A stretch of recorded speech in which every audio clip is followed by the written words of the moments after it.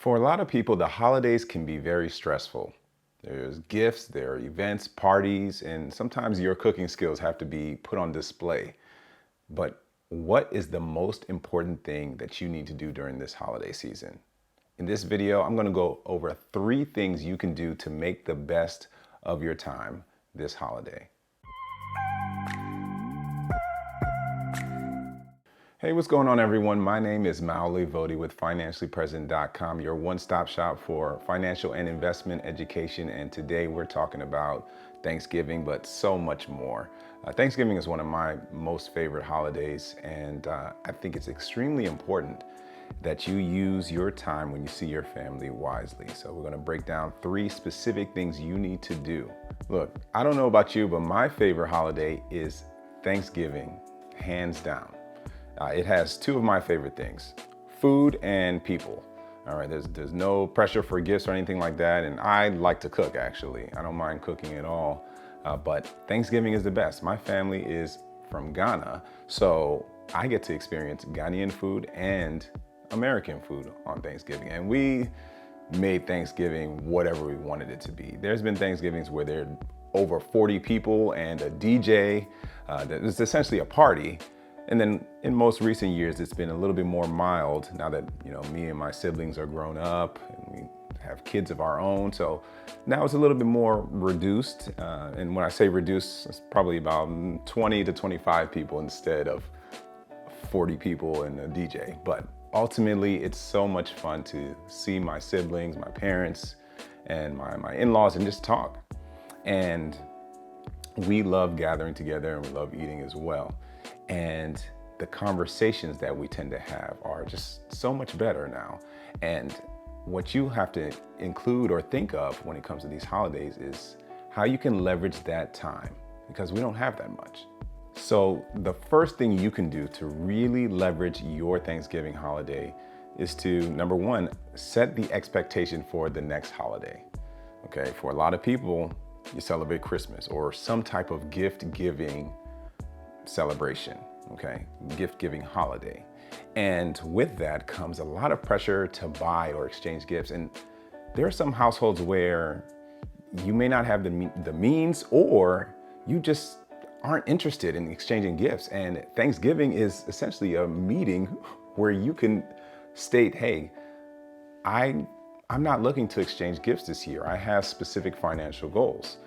And I don't expect any of you to buy me gifts. So you can set these boundaries and establish the fact that, hey, you have something else you're working towards and you would rather not exchange gifts, or you'd rather maybe just only your kids receiving gifts from the elders in your home or your family. But ultimately, this is your opportunity to set that boundary and protect your financial space if necessary.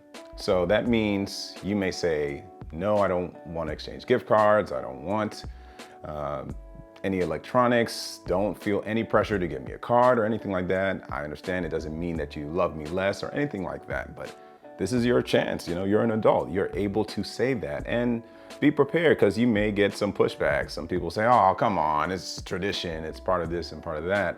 But ultimately, if you have a specific goal and buying gifts and accruing credit card debt or things of that nature steer you away from that goal, then it's time for you to set those boundaries.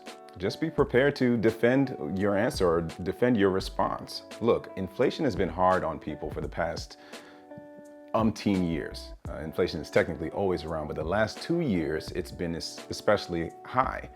And this is your time to state your case and say that, hey, there are other things that are more important than gift giving. And in fact, sometimes the forced nature of exchanging gifts takes away some of the joy for some people, believe it or not, because not everyone feels loved by giving gifts. There are so many other ways to appreciate and love people around you. So remember, if you think you're ready and you don't want to exchange gifts, Thanksgiving is the time to tell your family and say, hey, I'd rather not. I don't want to exchange cash or gift cards or anything like that.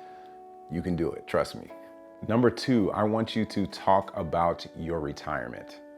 Yeah, I know. This is how you know you're grown, though, because when you bring up retirement speak, that means you are thinking about the future. You're thinking about something bigger, and you aren't just ready to play around. You understand that there is more than the right now. When it comes to bringing up your retirement or someone else's, I would give you this example. Just ask, your parents or your aunts or your uncles, where do you see yourself in the next 5 to 10 years?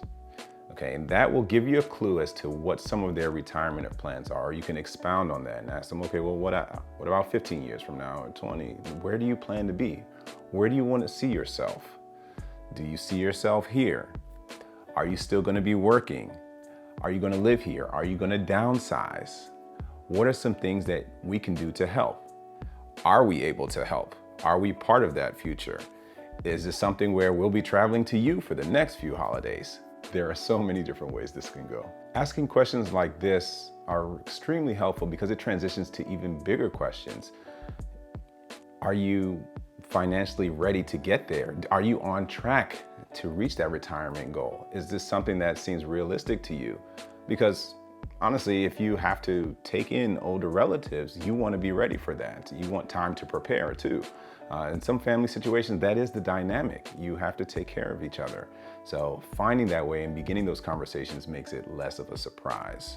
So asking questions about retirement sets the tone for other questions like, what's your health situation?